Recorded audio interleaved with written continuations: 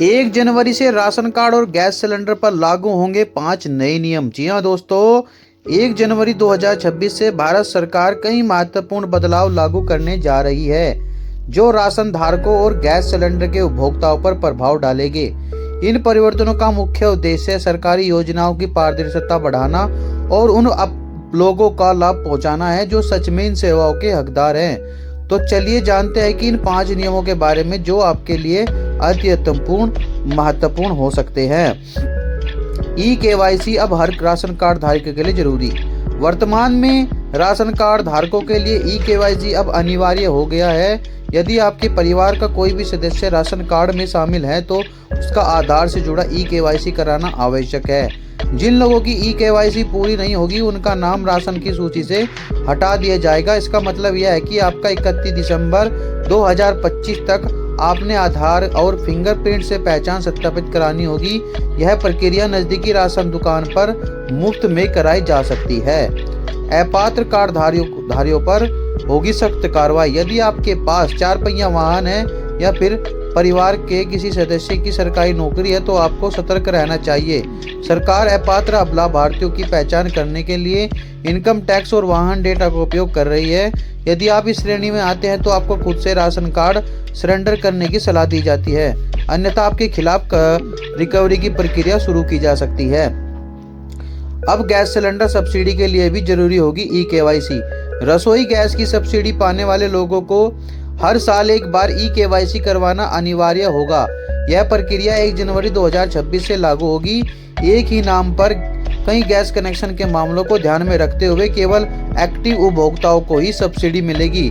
आप अपनी gas agency पर जाकर या मोबाइल ऐप के माध्यम से भी ई-केवाईसी कर सकते हैं। यदि आपका बैंक खाता आधार से लिंक नहीं है तो सब्सिडी रुक सकती है। राशन में मिलेगा मोटा अनाज, मात्रा में भी बदलाव। सरकार अब पोषण पर जोर दे रही है। इस कारण गेहूं और चावल के साथ साथ मोटे अनाज जैसे मक्का, बाजरा और ज्वार भी राशन में दिए जाएंगे। इसमें बदलाव लोगों की खान पान की आदतों और स्थानीय आवश्यकताओं के आधार पर किया जाएगा। साथ ही राशन दुकानों पर इलेक्ट्रॉनिक वजन मशीनें लगाई जा रही हैं जो ई-पोस्ट से लिंक होगी, जिससे तौल में गड़बड़ी की गुंजाइश नहीं होगी। एक राष्ट्र एक राशन कार्ड सिस्टम होगा और भी आसान। One nation one ration card प्रणाली को और सरल बनाया जा रहा है। अब देश के किसी भी हिस्से में केवल आधार नंबर बताकर राशन प्राप्त कर सकेंगे। खासकर प्रवासी मजदूरों के लिए यह अत्यंत लाभदायक होगा। सरकार एक नया पोर्टल शुरू करने जा रही है जिससे आप राशन प्राप्ति की जानकारी देख सकेंगे।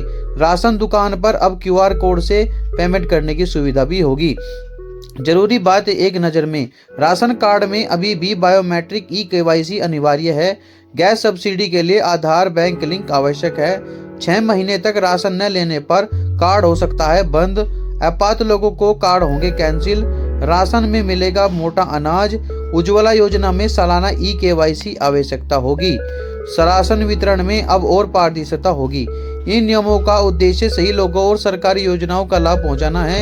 यदि आपने अभी तक ई-केवाईसी नहीं करवाया है या आपके बैंक और आधार लिंक नहीं है तो जल्द से जल्द यह कार्य कर लें। बदलाव का असर आपकी सब्सिडी और राशन दोनों पर पड़ेगा। तो दोस्तों, यह थी वह जानकारी। अगर आपने अभी तक ई-केवाईसी अपने आधार से लिंक नहीं करवाई है या तो और अपने अकाउंट से केवाईसी नहीं करवाई है तो आपकी सब्सिडी और आपका जो अनाज है, जो राशन आपको मिलता है, उसमें रुकावट हो सकती है। तो जल्दी से जाकर अपनी ई-केवाईसी करवाएं, अपने अकाउंट से आधार लिंक करवाएं। अब और जाकर तुम्हें सब्सिडी और